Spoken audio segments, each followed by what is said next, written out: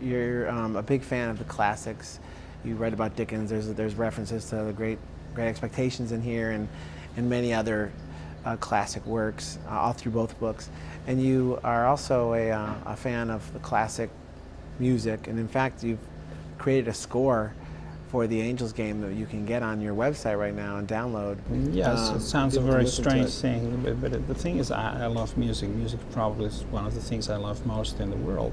And I like to write music. I write it for myself, just to amuse myself. One of the things I like to do is to write music, compose music to my own stories. It helps me visualize things or to find the right atmosphere.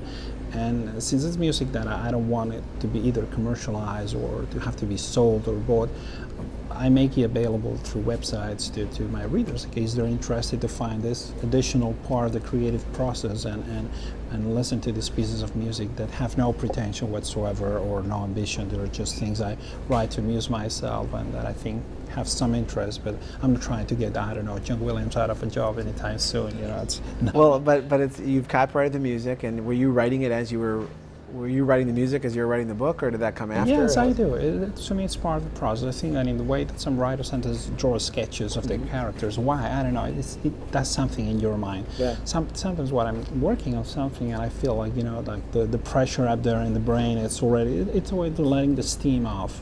And then I'll just sit down at the piano and start writing something, and it helps me trying to solve some problems and try to find a mood or an atmosphere through a different language.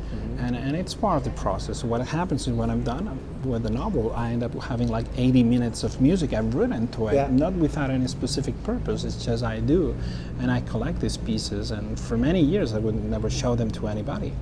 And eventually somebody started hearing them, saying, "Oh, but this is great, we should use that, we should put it up here." So it has been leaking little by little, and now I just decided that to make them available to readers for free if they just want to explore those pieces of music. And if not, or the worst thing, you can burn your own CD. Worst case scenario, you can use it as a coaster. So, you know, it's no harm done.